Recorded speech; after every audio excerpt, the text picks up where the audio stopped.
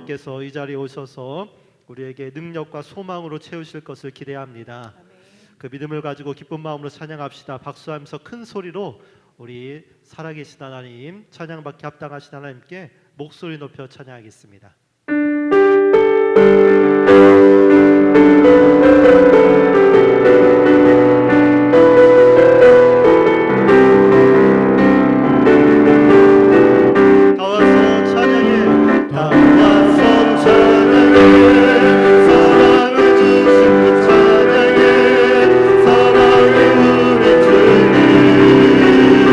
생각 그 손에 손을 손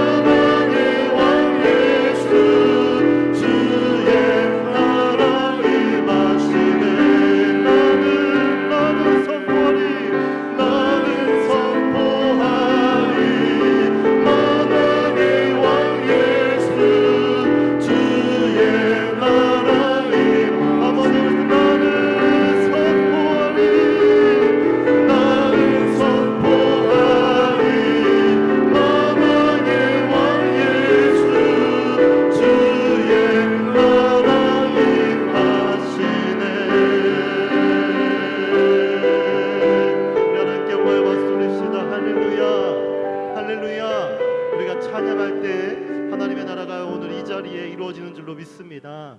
아멘. 우리 함께 계속해서 고백합시다. 우리를 살리고 구원하신 그 주님의 은혜와 또 그 능력을 기억하면서 함께 기쁜 마음으로 그 사랑을 찬양하겠습니다.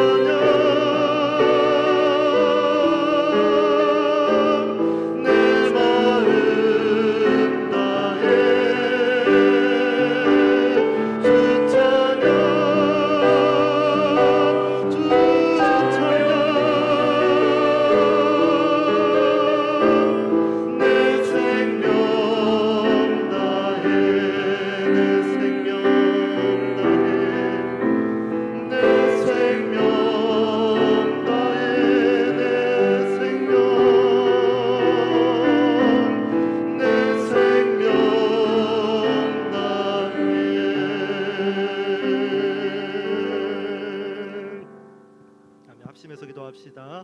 하나님, 우리 평생에 우리가 하나님을 찬양하고 경배하며 하나님만 따르는 그러한 믿음의 사람 되게 하옵소서.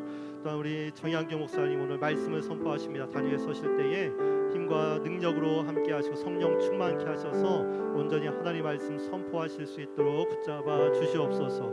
우리 주여 세 번 부르고 합심해서 기도합니다. 주여 주여 주여. 살아계신 아버지 하나님 감사합니다. 하나님 오늘 금요 불기둥 기도 가운데 참여하게 하시니 감사합니다. 하나님 이 자리에 임재하여 주옵소서.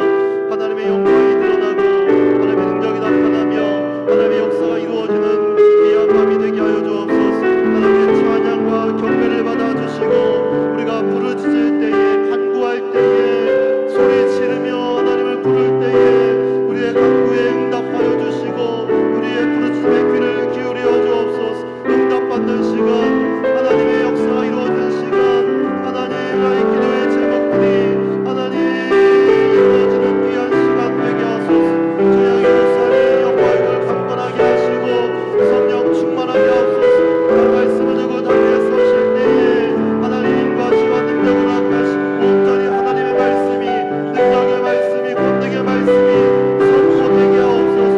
우리의 마음을 열고 그 말씀을 받고 이 말씀이 내 말에게 내게 등이 되는 내게 빛이 되는 말씀 되게 하옵소서. 하나님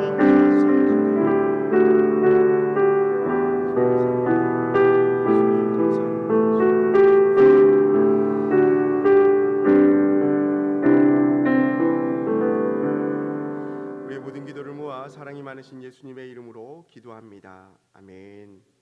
오늘 함께 보실 공동체 성경 읽기는 로마서 2장 말씀입니다. 제2장. 그러므로 남을 판단하는 사람아, 누구를 막론하고 내가 핑계하지 못할 것은 남을 판단하는 것으로 네가 너를 정죄함이니 판단하는 내가 같은 일을 행함이니라. 이런 일을 행하는 자에게 하나님의 심판이 진리대로 되는 줄 우리가 아노라. 이런 일을 행하는 자를 판단하고도 같은 일을 행하는 사람아, 내가 하나님의 심판을 피할 줄로 생각하느냐? 혹 내가 하나님의 인자심이 너를 인도하여 회개하게 하심을 알지 못하여 그의 인자심과 용납하심과 길이 참으심이 풍성함을 멸시하느냐?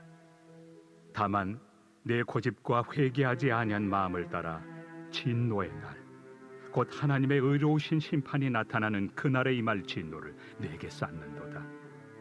하나님께서 각 사람에게 그 행한 대로 보응하시되 참고 선을 행하여 영광과 존귀와 썩지 아니함을 구하는 자에게는 영생으로 하시고, 오직 당을 지어 진리를 따르지 아니하고 불의를 따르는 자에게는 진노와 분노로 하시리라. 악을 행하는 각 사람의 영에는 환난과 곤고가 있으리니 먼저는 유대인에게요 그리고 헬라인에게며, 선을 행하는 각 사람에게는 영광과 존귀와 평강이 있으리니 먼저는 유대인에게요 그리고 헬라인에게라. 이는 하나님께서 외모로 사람을 취하지 아니하심이라. 무릇 율법 없이 범죄한 자는 또한 율법 없이 망하고, 무릇 율법이 있고 범죄한 자는 율법으로 말미암아 심판을 받으리라. 하나님 앞에서는 율법을 듣는 자가 의인이 아니요 오직 율법을 행하는 자라야 의롭다 하심을 얻으리니, 율법 없는 이방인이 본성으로 율법의 일을 행할 때에는 이 사람은 율법이 없어도 자기가 자기에게 율법이 되나니, 이런 이들은 그 양심이 증거가 되어 그 생각들이 서로 혹은 고발하며 혹은 변명하여 그 마음에 새긴 율법의 행위를 나타내느니라. 곧 나의 복음에 이른 바와 같이 하나님이 예수 그리스도로 말미암아 사람들의 은밀한 것을 심판하시는 그날이라. 유대인이라 불리는 내가 율법을 의지하며 하나님을 자랑하며 율법의 교훈을 받아 하나님의 뜻을 알고 지극히 선한 것을 분간하며 맹인의 길을 인도하는 자요, 어둠에 있는 자의 빛이요, 율법에 있는 지식과 진리의 모본을 가진 자로서 어리석은 자의 교사요 어린아이의 선생이라고 스스로 믿으니, 그러면 다른 사람을 가르치는 내가 내 자신을 가르치지 아니하느냐? 도둑질하지 말라 선포하는 내가 도둑질하느냐? 간음하지 말라 말하는 내가 간음하느냐?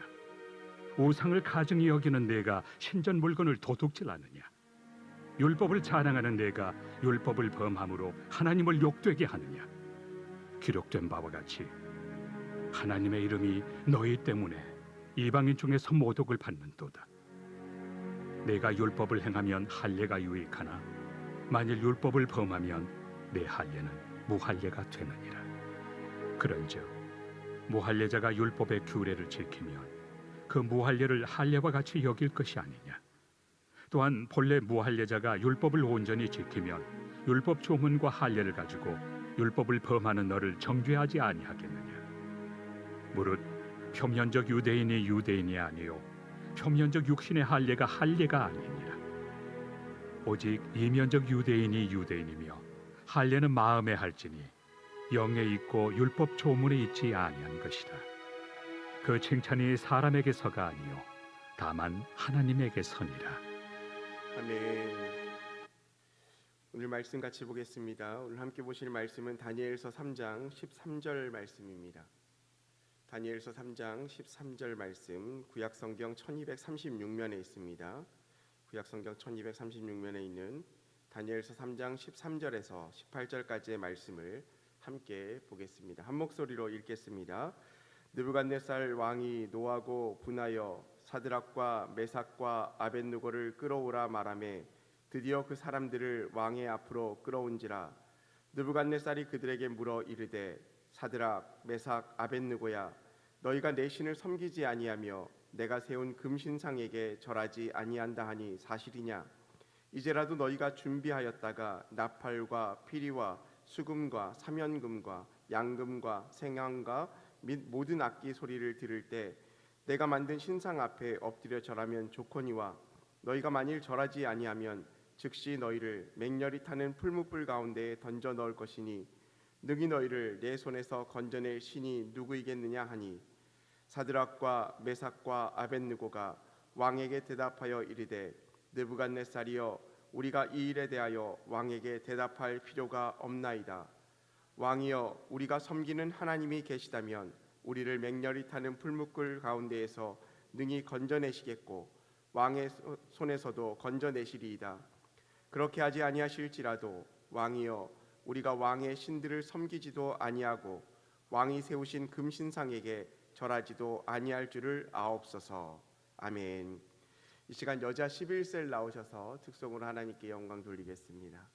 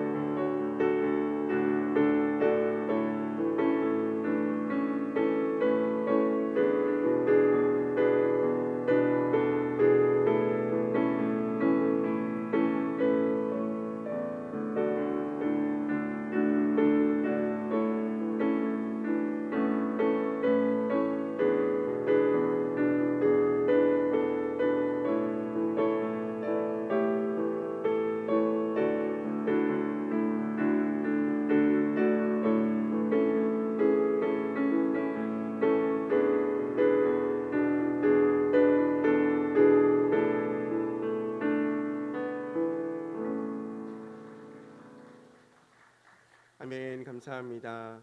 예물 봉헌하겠습니다. 1,000번째 예물 황희돈 집사님이 2번 드리셨습니다. 김준우, 준성, 오선경, 김유신, 유예림, 김혜자, 유영선, 유준경, 장진혁, 장규식, 김정옥, 장진용, 김서율, 박연희, 김봉재 성도님 드렸습니다. 신다현 학생 감사예물, 신건우 학생 감사예물, 김유비 집사님 감사예물 드리셨습니다.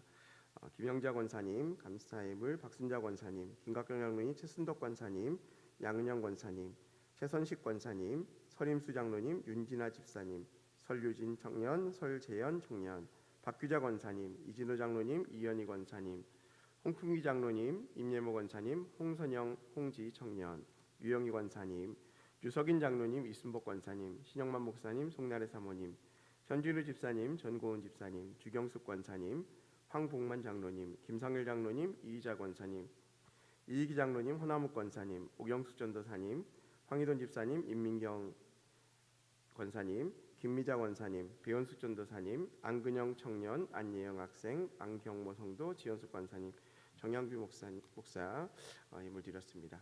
함께 드린 예물을 위해서 기도하겠습니다. 사랑과 은혜가 풍성하신 하나님 아버지 감사합니다. 오늘도 귀한 날 우리에게 허락하시고 주의 전에 나와 금요 불기둥 기도회로 하나님께 영광 돌리게 하시니 감사합니다. 추운 날씨가 계속되어져 가고 있지만 주님의 자리, 예배 자리를 잊지 않고 찾아오게 하심에 또한 감사합니다. 우리의 삶의 자리가 예배의 자리가 되게 하여 주시고 우리가 예배드린 이 처소 가운데 성령의 능력이 가득 넘치게 하여 주옵소서. 이 시간 주님의 전에 나오며 기도의 제목을 담아 하나님 앞에 예물 드린 손길들이 있습니다. 하나님 드린 손길 위에 주님 축복하여 주시고 기도 제목들마다 하나님의 은혜가 넘쳐나게 하여 주시옵소서. 특별히 출타 중이신 담임 목사님 계십니다. 태국 선교의 일정 가운데 하나님께서 인도하여 주시고 모든 일정 가운데 하나님께서 건강과 영적인 능력들을 부어주셔서 사역 가운데 승리하실 수 있도록 주님 인도하여 주옵소서. 교우들이 함께 마음을 모아 기도하오니 그곳 현장에서도 동일한 은혜가 넘쳐나게 하여 주시고 또 오늘 예배를 통하여 더욱더 주님께 영광 돌리는 우리 모두의 삶이 되게 하여 주옵소서. 주님께 감사드리며 사랑이 많으신 예수님의 이름으로 기도합니다. 아멘. 사랑합니다. 축복합니다. 우리 옆에 주셔서 한번 인사합시다. 사랑합니다. 축복합니다. 한번 인사합시다. 감사합니다. 얼마 전 제가 사무실에 있는데 저희 아내가 저에게 이렇게 연락이 왔습니다. 여보, 나 힘들어서 빵 샀다? 이렇게 물어봤어요. 뭐라고 말 좀 해봐 라는 거예요. 뭐라고 대답을 해야 될까요? 1번 무슨 빵 샀는데? 2번 얼마나치 샀어? 3번 뭐가 많이 힘들어? 제가 만약에 질문했을 때 아마 여러분들이 아마 1, 2, 3번 중에 다 있을 겁니다. 근데 아내가 저에게 여보 나 많이 힘들어서 빵 샀다 라는 질문 던질 때 한참을 망설였어요. 뭐라고 대답해야 될까? 근데 저는 이제 이게 무슨 말인지 정말 테스트인 줄 알고 이제 고민하기 시작했습니다. 근데 그냥 뭐 솔직하게 얘기했어요. 뭐가 많이 힘드냐고, 뭐 힘든 일 있었냐고 얘기했더니 당신은 T가 아니네 이렇게 얘기하더라고요. 뜬금없이. 그러니까 저를 향한 테스트였어요. 요즘 젊은이들 사이에서 이 MBTI가 되게 유행하거든요. 그래서 뭐 외향적이냐, 내성적이냐, 또 뭐 충동적이냐, 계획적이냐, 또 감정적이냐, 이성적이냐 이런 것들을 이제 테스트하고 설명하는 겁니다. 그래서 여보 나 힘들어 빵 샀어 여기에 대한 질문은 T냐 F냐의 차이예요. 뭐 중요하지 않습니다. T냐 F냐. 그러니까 지극히 이성적이냐 아니면 감정적인 사람이냐. 그러니까 남편이나 아내가 여보 나 많이 힘들어서 빵 샀어 라고 할 때 얼마나씩이나 샀는데 나 좋아하는 빵 샀어 이런 분들은 T입니다. 그러니까 문제의 핵심을 보는 것이 아니라 지금 나에게 필요한 대로 접근하는 거예요. 근데 여기에서 빵을 샀다가 주제가 아니고 정확한 주제는 뭐죠? 나 힘들어요. 근데 모르겠어요. 왜 그게 주제냐고 얘기하면 할 말 없지만 그 힘들다가 주제로 생각하시는 분들은 F입니다. 그래서 감정적인 사람이죠. 그래서 우리가 삶을 살아갈 때도 동일한 환경의 얘기를 할 때에도 그것을 생각하고 판단하는 사람들이 다 다릅니다. 누군가는 어떤 사람의 문제를 듣고 이야기를 들을 때 감정적인 동의를 하는 반면 또 누군가는 문제 해결을 해주기 위해서 직접적으로 해결책을 들고 나서는 사람 또한 있습니다. 여러분, 오늘 제가 설두에 설명한 것처럼 여보 나 힘들어 빵 샀어 라는 것의 핵심적인 질문은 뭘까요? 저에게는 아내가 힘들다라는 것이 핵심적인 문장이었습니다. 근데 어떤 분에게는 빵을 얼마나치 샀는지, 내가 좋아하는 빵은 샀는지, 그리고 왜 샀는지 여기에 대한 질문이 또한 있을 수도 있습니다. 하지만 분명한 것은 아내를 사랑하고 남편을 사랑하고 가족을 사랑하는 마음은 누구나 할 것 없이 다 동일하다라는 사실입니다. 그런데 간혹 자기만의 생각으로 상대방을 대할 때 의미 없는 다툼이 일어나기도 한다라는 것입니다. 나는 감정적인 위로를 받고 싶은데 이성적인 판단으로 나에게 접근하면 내 마음을 왜 위로해 주지 않느냐라고 실망하게 되고, 또 때로는 너무나 감정적인 그 접근 때문에 우리의 현실을 파악하지 못한다는 것 때문에 또 질책을 하기도 합니다. 그래서 마음을 사기는 참으로 어렵습니다. 그런데 사람과의 관계도 이렇듯 우리가 교회를 다니는 이유, 하나님을 믿는 이유도 참 다양한 것 같아요. 예수님을 나의 구주로 삼고 하나님의 자녀가 되었다는 믿음의 고백으로 우리가 신앙생활을 하지만 저마다 보면 신앙생활이 자신이 원하는 방법들이 있더라라는 거죠. 왜냐하면 우리가 기도하는 기도 제목만 보아도 지금 내가 가장 관심 있고 목적을 하고 있는 삶의 태도가 무엇인지를 드러내기도 한다라는 겁니다. 어떤 사람들은 마음이 힘들어서 위로받고 싶어서 교회에 오는 사람도 있습니다. 실제로 교회 전광판에 마음이 힘들면 오세요라는 글귀가 우리 교회는 적혀 있습니다. 실제로 그 글귀를 보고 찾아온 사람이 있었습니다. 그러니까 누군가에게는 마음의 위로를 받기 위해서 교회를 찾아오기도 합니다. 또한 누군가는 어떠한 개인의 목적을 가지고 교회 생활을 하기도 합니다. 우리가 어떠한 목적을 가지고 있든 그 목적이 변하지 않아야 할 것입니다. 왜냐하면 그 목적 아래 하나님을 향한 순수한 마음이 있기 때문에 그렇습니다. 또한 그것을 소망합니다. 우리가 어떠한 목적을 통하여서 교회 생활을 하다 보면 그 목적을 잃어버릴 때, 목적의 목표를 상실해버릴 때 우리는 신앙생활의 끈을 놓치게 되어집니다. 그래서 많은 사람들이 교회를 떠나는 이유가 무엇입니까? 말씀이 좋지 않다, 관계가 어렵다, 사랑이 없다. 대부분의 교회가 그렇게 얘기하지만 결국 문제를 보면 내가 이 교회의 마음이 떠났다라는 겁니다. 실질적으로 본질적인 렌즈는 나를 향해서 봐야 되는데 사실 그 모든 문제를 다른 사람을 통해서 투영하고 있다는 겁니다. 그래서 신앙의 상대방에 대한 어떤 나의 인생에 대한 문제가 아니라 내가 어떤 목적을 가지고 신앙생활을 하다 보면 그 신앙생활의 목적이 달성되는 순간 우리는 그 신앙생활의 의미를 잃어버리게 됩니다. 또한 목적을 이루지 못하는 순간 또한 신앙생활을 할 의미를 잃어버리기도 한다라는 것입니다. 예전에 제가 교회 섬기던 교회에서 참 특이한 분이 계셨어요. 성도님이셨는데 잘 안 보이세요. 그러다 갑자기 나타나셔서 한 2달 열심히 교회 생활하시고요. 그리고 예배가 11시면 항상 10시 20분에 교회로 오세요. 그래서 기도하시는 분이에요. 근데 2달 정도 나오시면 또한 몇 달은 안 보이세요. 그리고 또 다시 나와요. 궁금하지 않겠어요? 물어봅니다. 성도님 그동안 어디가 계셨어요? 왜냐하면 항상 10시 20분쯤에 교회에 기도하러 오니까 11시 예배 전에 얼마나 열심히 있는 분이세요? 제가 물어봤더니 그분이 이렇게 대답했어요. 목사님 지난 2달간 원불교 다녀왔어요. 목사님 그전 2달은 천주교 다녀왔고요. 이번 달은 교회에 올 차례예요. 열심히 기도합니다. 누구보다 빠른 시간에 나와서 10시 20분에 기도하는 거예요.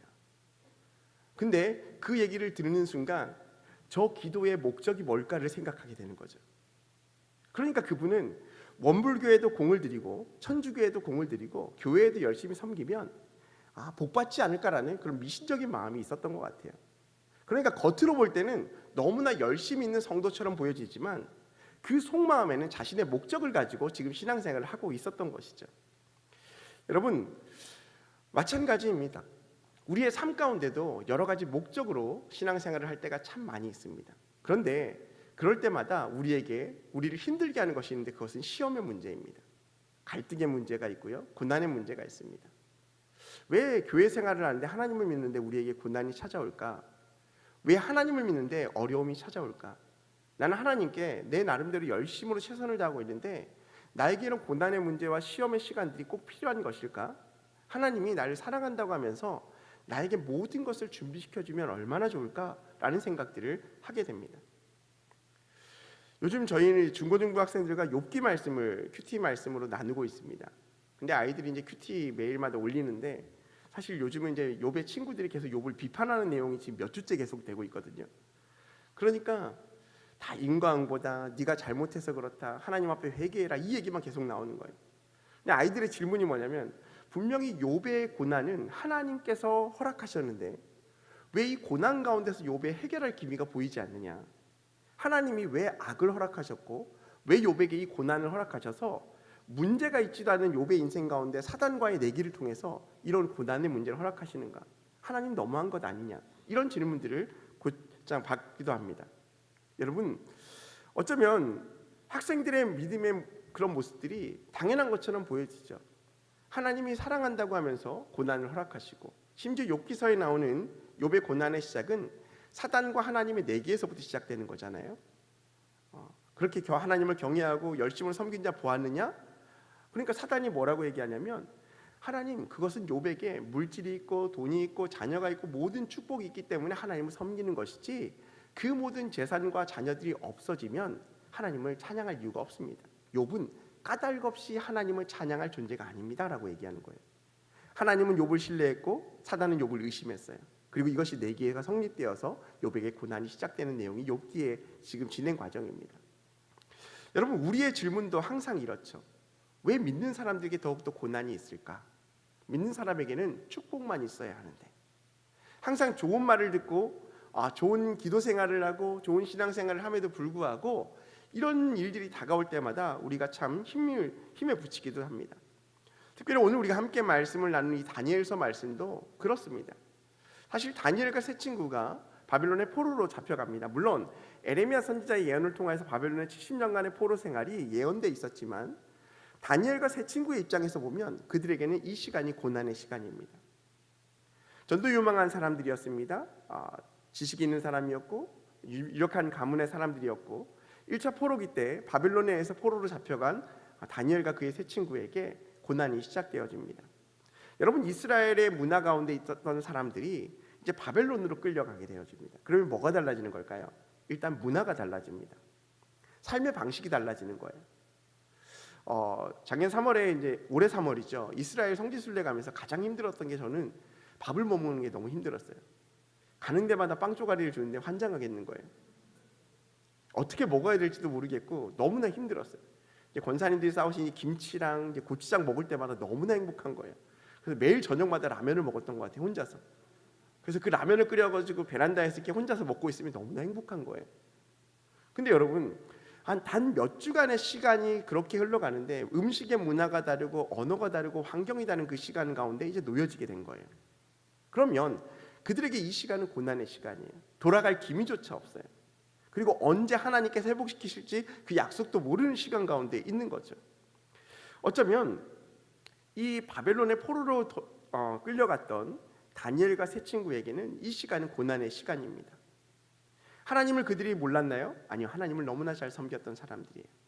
우리가 잘 알고 있는 것처럼 다니엘서 1장 말씀에 보면, 그들이 용모가 1장 4절 말씀에 보면 다니엘과 세 친구에게 이렇게 하나님께서 말씀하고 있습니다. 한번 읽어볼까요?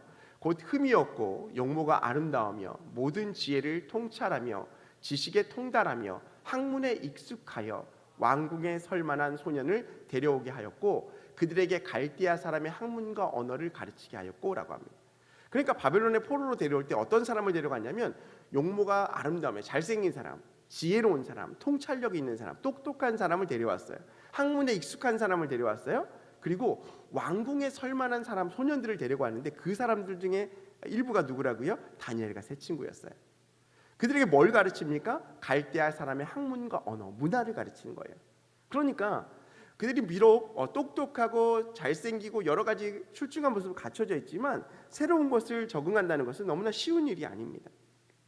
특별히 그들에게 시험의 문제가 닥치죠. 어떤 문제입니까? 왕이 이들을 특별 대우합니다. 어떤 대우합니까? 왕이 먹던 음식을 대접합니다. 그리고 3년간 왕의 가르침, 이러한 학문들을 가르치고 왕의 음식을 먹게 하고, 그리고 그들이 이제 바빌론 갈대아 바빌론 가운데 일할 일꾼들로 세우기 목적이죠. 그런데 문제가 생깁니다. 어떤 문제냐면 이 다니엘과 세 친구에게 이 음식에 대한 정결 예식에 문제가 생기는 거예요. 그래서 환관장에게 이들이 이렇게 구합니다. 다니엘서 1장 8절 말씀입니다. 한번 보겠습니다. 다니엘은 뜻을 정하여 왕의 음식과 그가 마시는 포도주로 자기를 더럽히지 아니하리라 하고 자기를 더럽히지 아니하도록 환관장에게 구하니라고 말해요. 환관장에게 무엇을 구합니까? 음식을 먹고 싶지 않다라는 거예요. 여러분 생각해 보십시오. 왕의 음식, 왕이 마시는 포도주 먹고 싶지 않으세요? 그 나라 왕이 먹는 음식을 먹는다는데 그것을 싫어할 사람이 어디 있습니까? 그런데 오늘 다니엘에게는 이것이 율법적으로 걸렸던 거예요. 음식에 관한 정결의식에 문제가 있었습니다. 그들의 모세의 율법과 전통에 위배되는 부정한 음식을 먹지 않겠다는 강한 의지가 그를 시험의 자리로 다시 한번 내몰리게 됩니다. 만약 다니엘과 그의 친구들이 이 음식을 거부한다면 어떤 일이 벌어질까요? 분명히 환관장은 왕에게 책망받게 될 것이고 또 그들이 온전히 왕 앞에 서지 않으면 그 모든 죄는 그를 다스리고 있는 환관장에게 책임이 돌아갈 것이기 때문에 쉽지 않은 문제입니다. 어쩌면 우리는 적당히 타협할 수 있다고 생각할 수 있습니다. 문화적으로도 존중해야 한다고 생각할 수 있습니다. 하지만 다니엘과 이 세 친구에게는 신앙과 믿음이 우선시 되었습니다. 그리고 우리가 잘 알고 있는 것처럼 다행히 이 모든 시험을 이기게 되어집니다.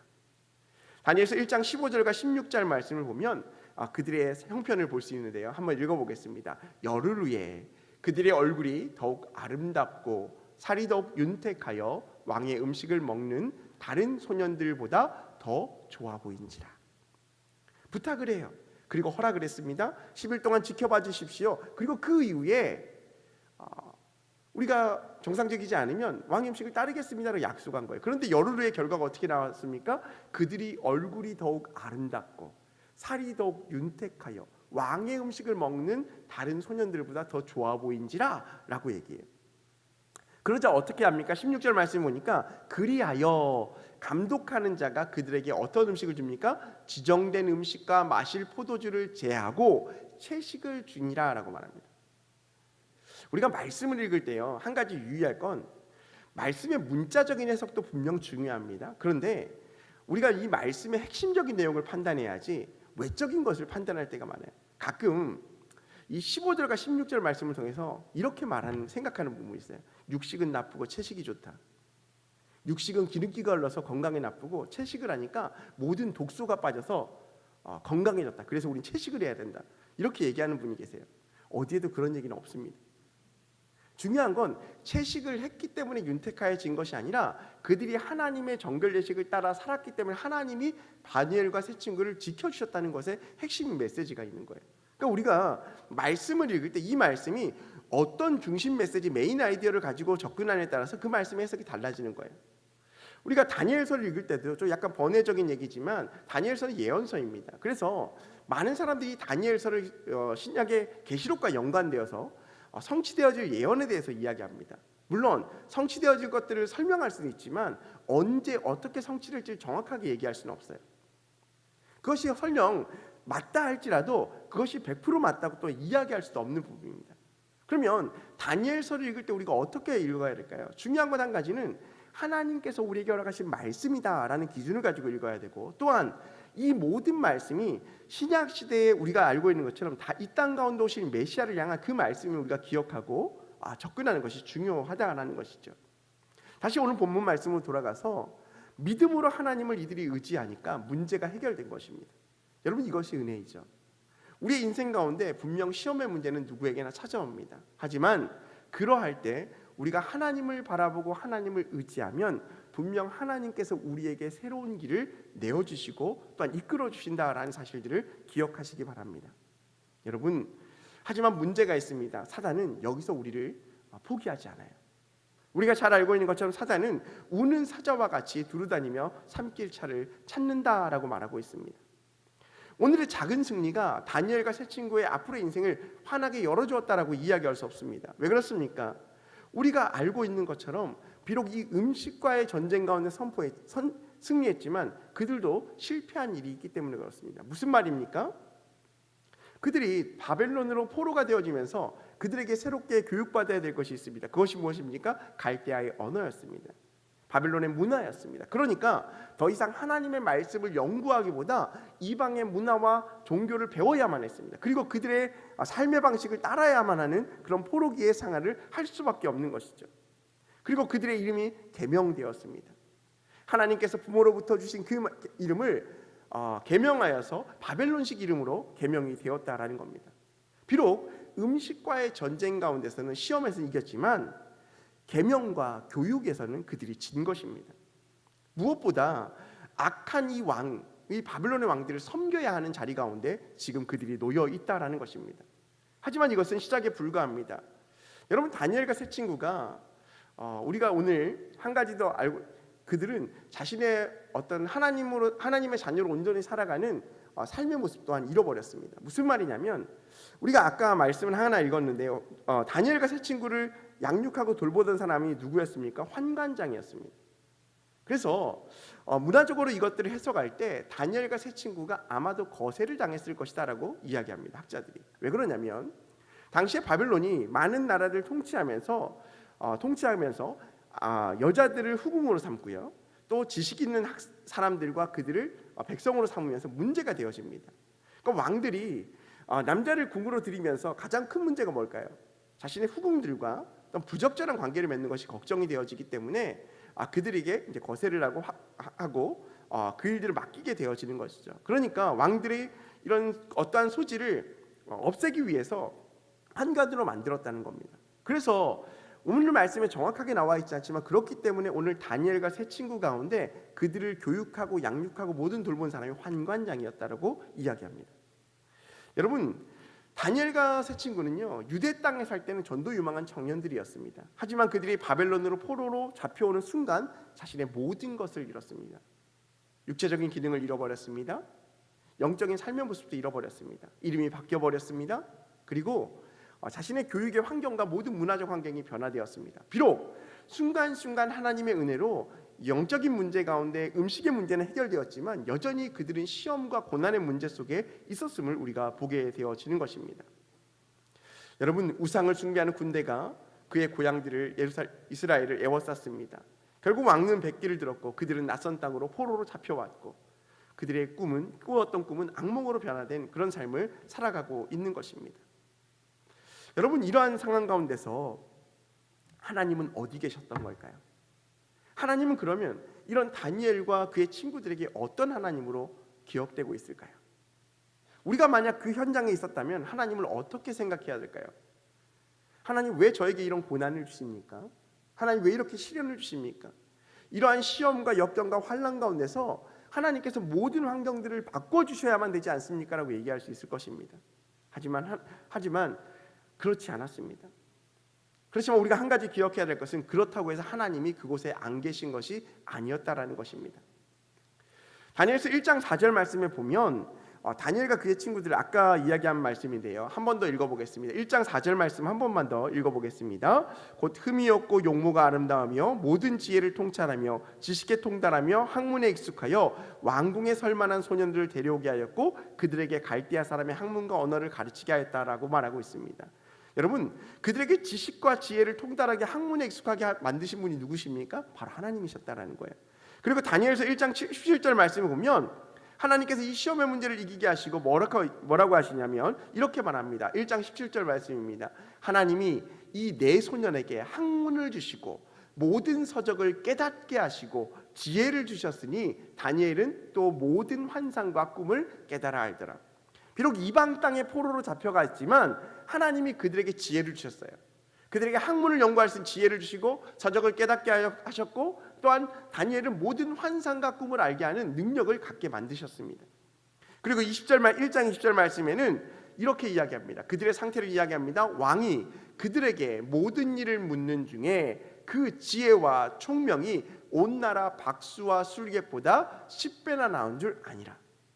그러니까 비록 육신은 시험의 현장 가운데 있었지만 그의 영적인 상태, 그의 모든 삶은 하나님께서 주관하고 계셨음을 미루어 짐작할 수 있는 것입니다.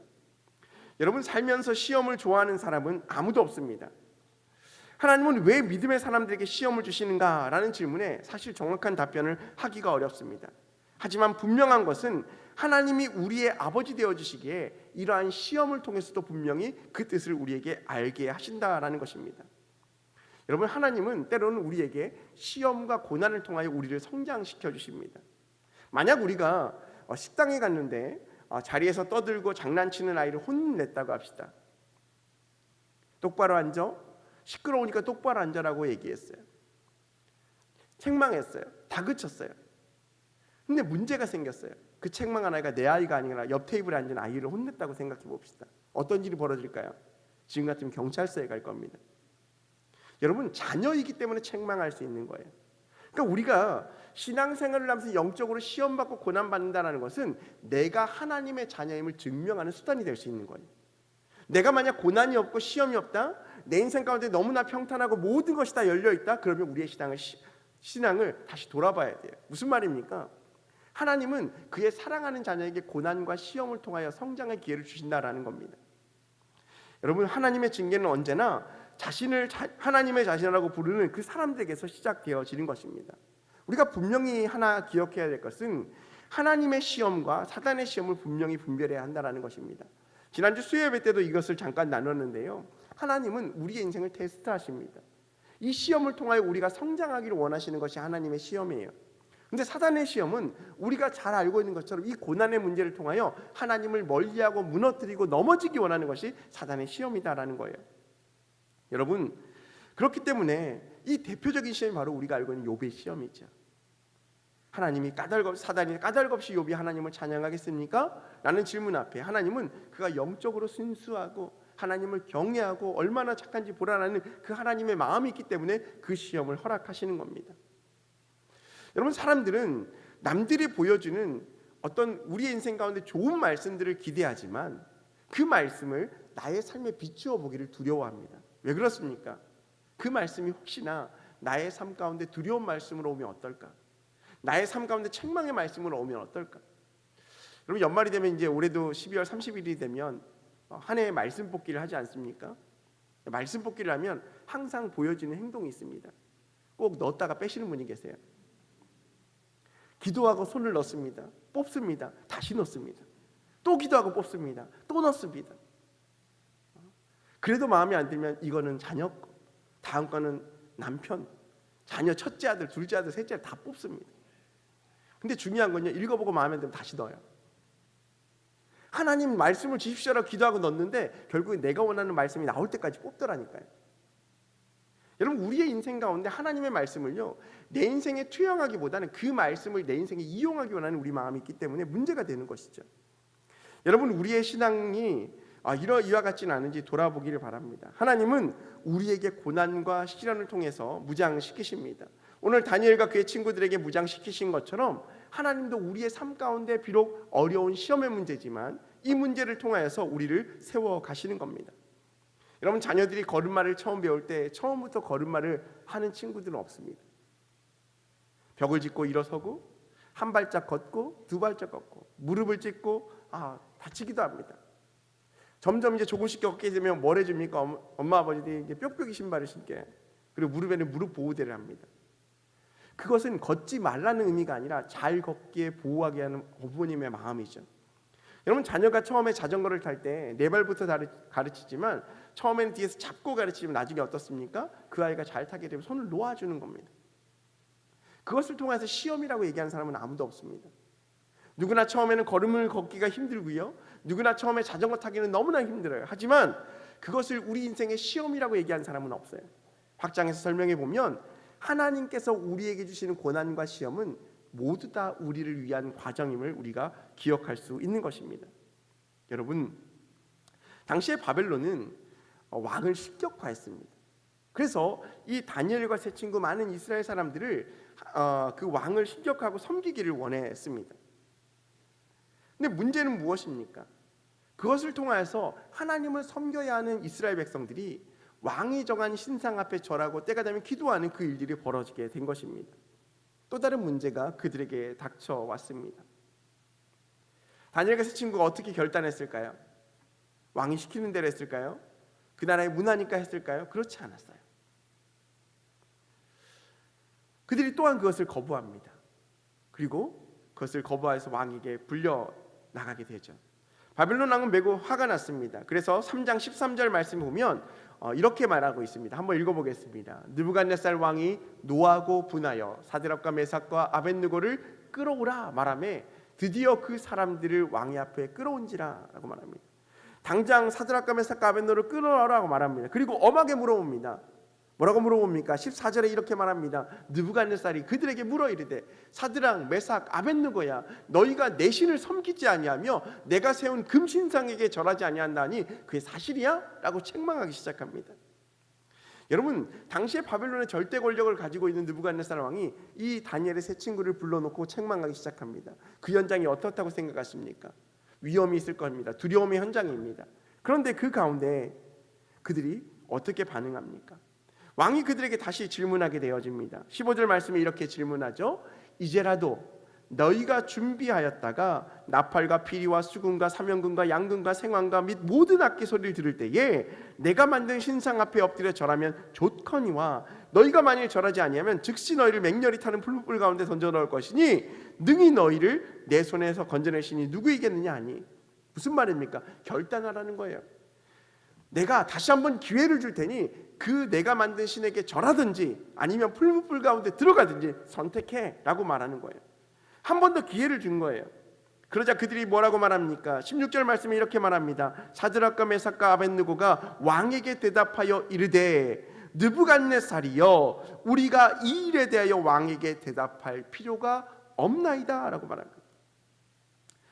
그 말은 무슨 말입니까? 대답할 가치가 없다라는 겁니다. 우리의 마음이 이미 뜻을 정했다라는 이야기죠. 그들은 분명히 이 금신상 앞에 절하지 않을 것이고 그 마음을 바꿀 생각조차 없다라고 이야기하는 것입니다. 그러면서 17절 말씀에 이렇게 말합니다. 왕이여 우리가 섬기는 하나님이 계시다면 우리를 맹렬히 타는 풀무불 가운데서 능히 건져내시겠고 왕의 손에서도 건져내시리이다 라고 말합니다. 그들은 하나님의 존재를 인정해요. 하나님의 존재를 믿습니다. 그래서 하나님이 계시기 때문에 우리를 풀무불 가운데 건지실 거고 하나님이 말씀하시면 왕의 손에서도 분명히 건지실 수 있습니다라는 믿음을 가지고 말하고 있습니다. 여러분, 하나님이 분명 존재하십니다. 하나님은 능력이 있으신 분입니다. 그들에게 이런 믿음이 있기에 세상의 시험의 문제는 결코 그들을 무너뜨릴 수 없는 것입니다. 사실 그들은 지금 죽음의 문제 앞에 서 있습니다. 조금은 양보해도 되지 않겠습니까? 한 발짝 양보하고 몰래 하나님께 예배하면 되지 않을까요? 하지만 그들은 그것을 따르지 않아요. 여러분, 하나님은 분명히 그들을 구원하실 능력이 있을 뿐 아니라 그보다 또한 풀무불 가운데서 건져내신 분이라고 그들이 믿음으로 고백하고 있는 것입니다. 여러분, 믿음이라는 것이 무엇입니까? 하나님의 능력을 인정하는 것이 믿음입니다. 하나님이 누구인지 아는 것이 믿음인 것입니다. 여러분, 다니엘의 세 친구가 하나님께서 왕의 손에서 우리를 구원할 것이라고 말하고 있습니다. 그러면서 18절 말씀에 이렇게 고백하시죠. 이 고백이 너무나 귀한 고백입니다. 18절 말씀 한번 읽어보겠습니다. 그렇게 하지 아니하실지라도 왕이여 우리가 왕의 신들을 섬기지도 아니하고 왕이 세우신 금신상에게 절하지도 아니할 줄을 아옵소서.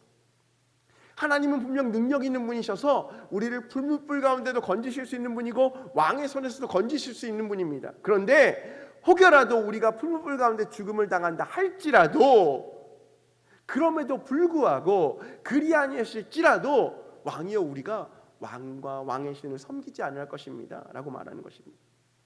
여러분, 믿음이라는 것이 무엇일까요? 하나님을 능력을 신뢰하는 것도 믿음이지만 자신의 생명의 존재 유무, 자신의 생명의 그 주인이 누구인지를 인정하는 것이 바로 믿음인 것입니다. 오늘 다니엘의 세 친구가 이것을 인정하고 있는 것입니다. 하나님의 방식의 구원이 바로 믿음인 것이죠. 하나님의 방식으로 구원하는 것이 믿음인 것입니다. 때로는 하나님이 그 시험의 문제 가운데서 이겨내기도 하시고 또 때로는 죽음을 통해서 하나님의 구원을 이루어내시기도 한다라는 것입니다. 누군가는 시험의 문제 가운데 승리하기도 합니다. 하지만 우리가 잘 알고 있는 많은 선지자들은 이 죽음의 문제를 뛰어넘어 죽음을 불사하는 그 믿음을 가지고 하나님께 구원을 얻었습니다. 그렇기 때문에 우리가 하나님께 얻는 구원의 방식은 내가 정하는 방식의 구원의 방식이 아니라 하나님이 우리의 생명을 걷어가시든 하나님이 우리의 생명을 이끌어 가시든 그 모든 것이 구원의 방식임을 우리가 인정할 수 있어야 된다는 것입니다. 여러분, 우리가 생각하는 사고의 틀 안에 하나님이 일하셔야 한다고 생각하는 것은 우리가 만든 하나님입니다. 하나님은 우리의 사고의 틀 밖에서 일하시는 분입니다. 하나님은 우리의 생각을 뛰어넘어서 일하시는 분입니다. 하나님은 우리의 생명을 주관하시는 하나님이시고 우리의 생명 속에서 역사하시는 하나님이시고 우리의 생명을 뛰어넘어 일하시는 분이 바로 하나님이시다라는 것입니다. 그렇기 때문에 오늘 18절에 말하는 것처럼 다니엘의 세 친구의 고백처럼 그렇게 하지 아니하실지라도 비록 하나님이 왕의 손과 풀무불 가운데 나를 건져내지 않는다 할지라도 나는 하나님을 끝까지 신뢰하겠습니다라는 그 믿음이 있다라는 것입니다. 여러분, 욥기서 말씀을 저희가 묵상하면서 계속 친구들의 비판이 이루어지거든요. 빌닷과 소발과 엘리바스가 계속적으로 하나님의 뜻을 이야기하면서 욥을 책망해요. 네가 잘못한 것이 있고 죄가 있기 때문에 하나님이 너를 책망하는 것이 아니냐? 너의 죄를 회개해라. 그래야 하나님이 구원하신다라고 계속 책망해요. 근데 욥이 참다면서 자신의 삶을 원망하기 시작합니다. 그리고 죽음으로 하나님 앞에 가서 나의 것을 증명하고 싶다라고 얘기합니다. 근데요, 하나님을 원망하기도 하고 친구들에게 변명하기도 하는데 말씀을 읽으면서 한 가지 변하지 않는 사실이 있더라고요. 그건 뭐냐면 하나님을 원망합니다. 그런데 변하지 않는 사실이 뭐냐면 하나님의 존재 자체를 부인하지 않는다는 거예요. 하나님은 절대자이시고 하나님은 살아계시고 모든 것의 주관자 되신다는 그 사실은 변함이 없다라는 사실들을 계속적으로 욥이 고백하고 있어요. 비록 자신의 삶은 힘들고 어렵다 할지라도 이 모든 상황 가운데 하나님의 뜻과 하나님의 섭리가 무엇인지 몰라서 내가 힘든 거지 하나님은 분명 살아계시다는 그 고백이 되게 인상적이었습니다. 여러분, 오늘 사드락과 메삭과 아벳느고의 고백이 이런 고백이 아닐까요? 그리 아니하실지라도 그럼에도 불구하고 하나님께서 나를 구원하시고 하나님의 방법이 어떤 건지 모르지만 그럼에도 불구하고 나는 그 믿음의 신앙을 지키겠다라는 고백이 그러한 귀한 고백인 줄 믿습니다. 결국엔 어떻게 되어집니까? 다니엘의 세 친구는 결국 용광로에 떨어지게 되어집니다. 여러분, 우리는 하나님께 늘 고민하죠. 고백하죠. 하나님, 나의 삶을 붙잡아 달라고 고백합니다. 그러면 사단은 항상 우리에게 얘기해요. 너희는 까닭 없이 하나님을 우리가 찬양할 수 없다라고 얘기합니다. 그래서 아까도 말했지만 욥기 1장 9절 말씀을 보면 욥의 고백에 대해 사단이 이렇게 고백합니다. 한번 읽어보겠습니다. 사단이 여호와께 대답하여 이르되 욥이 어찌 까닭 없이 하나님을 경외하리까? 라고 말해요. 우리가 하나님을 경외하는 이유는 다 이유가 있어서 경외한다라고 얘기해요. 사단의 이야기입니다. 그런데 그러면서 10절 말씀 뭐라고, 욥기 1장 10절 말씀이 또 뭐라고 말하냐면 한번 읽어보겠습니다. 주께서 그와 그 집과 그의 모든 소유를 울타리로 두르심 때문이니 아니니까 주께서 그의 손으로 하는 바를 복되게 하사 그의 소유를 이 땅에 넘치게 하였음이니이다. 하나님께서 복을 주셨기 때문에 그가 찬양하는 겁니다. 11절 말씀입니다. 이어서 보겠습니다. 이에 주의 손을 펴서 그의 모든 소유물을 치소서 그리하시면 틀림없이 주를 향하여 욕하지 않겠나이까? 라고 말합니다. 이것이 사단의 유혹이에요. 사단은요, 믿음의 사람들에게 어떻게 판단하냐면 우리가 까닭 없이 하나님을 찬양하는 일이 없다라고 말합니다. 분명하게 하나님의 사람이라고 이야기하지만 그들만의 자신의 이유를 가지고 하나님을 찬양하는 것이고 그들만의 이유를 가지고 하나님을 예배하는 것이고 그들만의 이유를 가지고 하나님께 경배하는 것이니 우리에게 복 주신 것을 걷어가시면 하나님을 찬양할 이유, 경배할 이유, 예배할 이유가 사라진다라고 얘기하고 있습니다. 근데 어떻습니까? 되게 설득력 있지 않습니까? 만약 우리의 물질이 사라집니다. 우리에게 건강이 사라집니다. 자녀가 문제가 생깁니다. 날마다 기도하지만 그 문제는 해결의 기미가 보이지 않아요. 끝없는 나락으로 떨어지고 있어요. 그럴 때 우리는 어떻게 하겠습니까?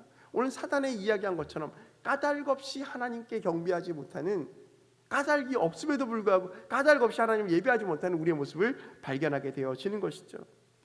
여러분, 우리는 분명하게 설 수 있어야 합니다.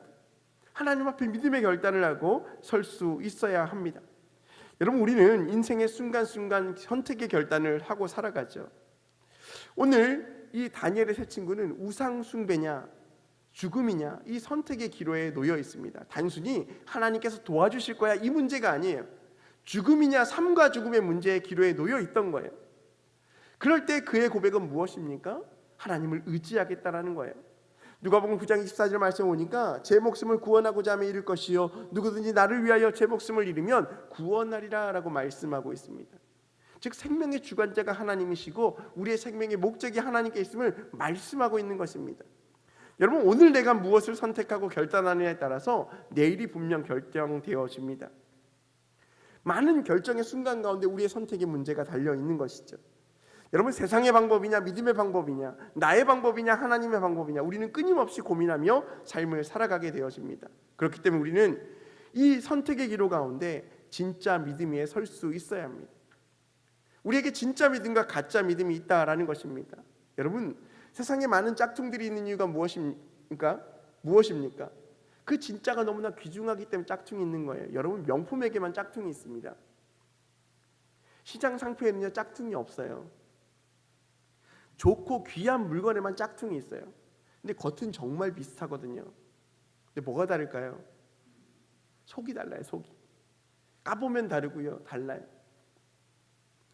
여러분, 순금을 어떻게 구별하죠? 금을 어떻게 구별할까요? 저는 보니까 24K, 18K 구별을 못 하겠더라고요. 근데 안에 보면 써 있더라고요. 18, 24, 뭐 또 번호가 600뭐는 뭐 18K 써 있더라고요. 근데 어떻게 구별할까요? 24K는 순금이잖아요. 18K는 아니에요. 그러면 약품을 뿌려서 이렇게 긁어본대요. 그러면 거기에 약품에 반응하면 24K와 18K를 구별할 수 있다고 해요.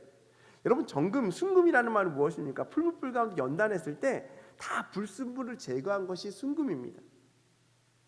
여러분, 시련과 고난이 있을 때 우리의 가치가 증명되어지는 거예요. 명품 외에 짝퉁과 진짜가 구별되는 것이 이유가 무엇입니까? 진짜 그것을 판단하는 기준 앞에 섰을 때 그것이 드러나게 되어지는 거죠. 제가 예전에 베트남을 간 적이 있어요.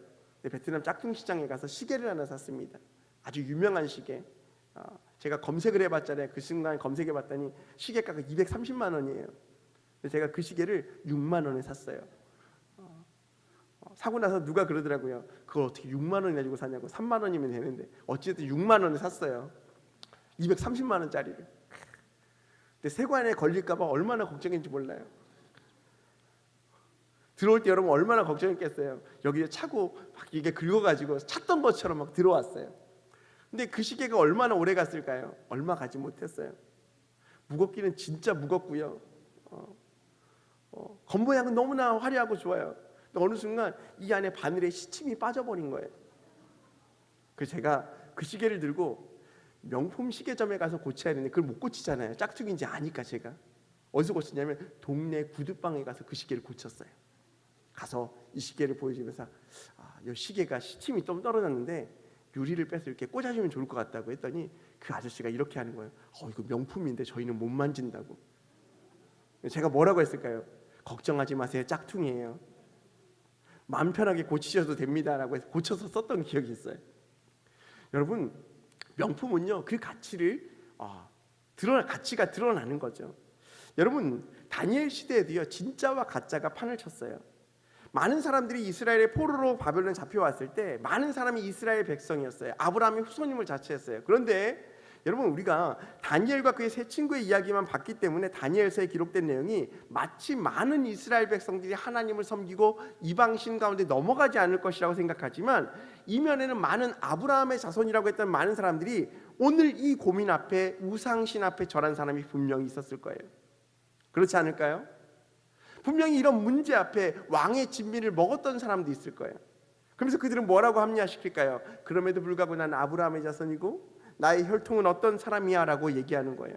근데 여러분, 무엇을 말합니까? 겉은 아브라함의 자손이에요. 하지만 마음은 한없이 하나님께 멀어진 사람이에요.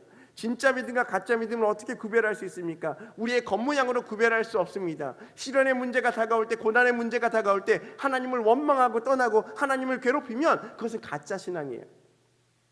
우리에게 시련과 고난이 오고 인생의 문제가 닥쳐올 때 하나님을 의지하고 이 문제에 무릎을 꿇고 그럼에도 불구하고 그리 아니하실지라도 하나님을 찬양하고 하나님을 의지하고 끝까지 믿음 위에 붙어있는 사람이 진짜 믿음의 신앙인지라는 것이에요. 여러분, 이것이 우리의 믿음이 신앙에 시험받는 이유입니다.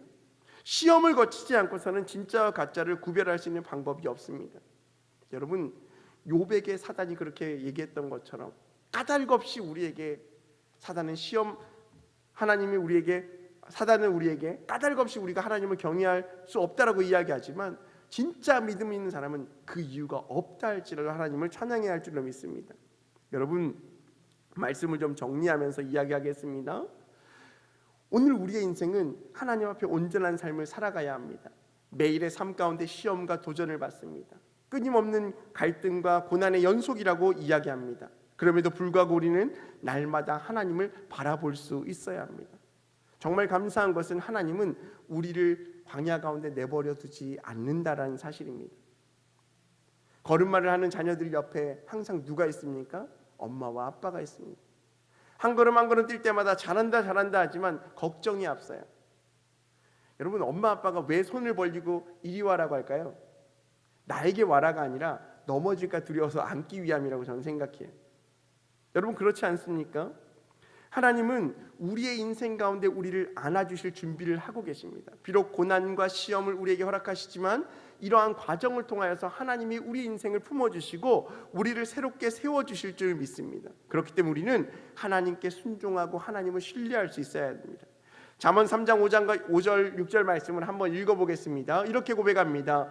너는 마음을 다하여 여호와를 신뢰하고 내 명철을 의지하지 말라. 6절입니다. 너는 범사의 그를 인정하라. 그리하면 내 길을 지도하시리라. 마음을 다하여 여호와를 신뢰하래요. 나의 지식과 명철을 의지하지 말래요. 모든 상황 가운데서 하나님을 인정하래요. 그러면 하나님께서 우리의 인생의 길을 인도해 주시겠다라고 말씀하고 있는 것입니다. 사랑하는 성도 여러분, 인내의 시간이 분명 우리에게 필요합니다. 인내는 힘든 시간입니다. 하지만 그 보상은 정말 달콤한 것이죠. 요즘에 말레이시아 대표팀의 김판곤 감독이 다시 뜨고 있습니다. 베트남의 박항서 감독처럼. 왜 뜨는지 아십니까? 월드컵 3차 예선에 말레이시아가 2승을 했습니다. 무려 1등을 하고 있어요. 조 1위. 그래서 말레이시아 9강까지 나와서 극진한 대우를 한대요. 근데 어떤 영상에 보니까 그런 얘기예요. 앞으로 말레이시아 대표팀은 아침에 쌀국수를 먹지 않는다. 체력은 힘이다. 밥을 먹는다. 그래서 밥을 먹는데요. 물론 그것이 중요한 것이 아니지만 그들이 인내의 시간과 노력의 결과들이 결과로 나타나지 않습니까? 2002년 월드컵 당시 히딩크 감독이 상당히 많은 비판을 받았습니다. 네덜란드의 평가전에서 5대0으로 지는 바람에 별명이 5대빵이었습니다. 그런데 그가 어떻습니까? 그의 지조와 굳건한 신념을 가지고 월드컵에 나갔을 때 4강이라는 신화를 이뤄내었습니다. 많은 사람들은 기술의 문제라고 이야기했습니다. 테크닉의 문제라고 이야기했습니다. 하지만 당시 히딩크 감독은 체력의 문제로 그것을 보았습니다. 그리고 그 시험 때의 결과가 월드컵에서 열매를 맺게 되었습니다. 때로는 우리의 삶 가운데 인내의 시간이 필요할 때도 있습니다. 하나님이 언제 나의 삶을 붙잡아 주실까? 언제 회복시켜 주실까? 고민할 때도 있습니다. 하지만 분명한 것은 이 인내의 시간이 지나가게 되어지면, 고난의 시간이 회복되어지게 되어지면 우리에게 새로운 희망이 되어진다라는 것입니다. 많은 청년들이 군대를 가서 신병교육대에 들어갑니다. 신병교육대에서 열심히 훈련을 하지만 그 훈련의 목적은 나고자를 만들기 위한 훈련이 아닙니다. 강인한 군인을 키워내기 위한 훈련의 과정인 것입니다. 그 훈련을 통하여서 군인의 기초적인 신앙을 세워져 가는 겁니다.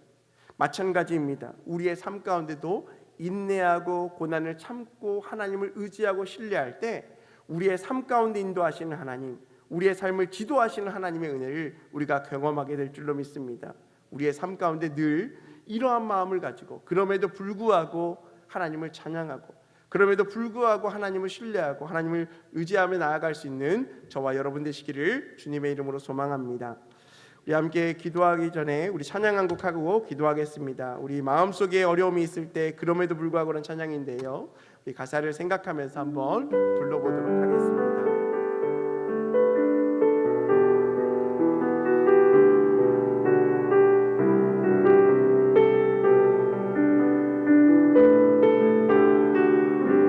마음속에 어려움이 있을 때, 마음속에 어려움이 있을 때, 마음속에 어려움이 있을 때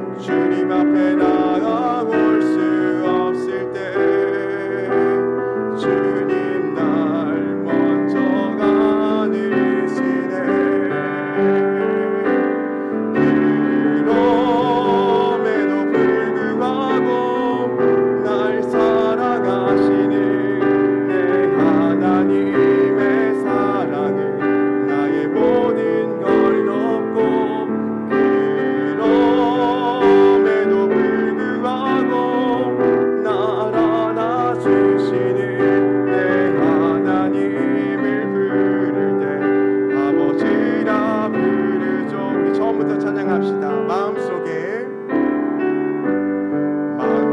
어려움이 있을 때 마음속에 어려움이 있을 때 마음속에 어려움이 있을 때 주님 내게 먼저 오사 내 마음을 만지고 주님 앞에 나가올 수 없을 때 주님 앞에 나가올 수 없을 때 주님 앞에 나가올 수 없을 때 주님 날 먼저 가니시네. 그럼에도 불구하고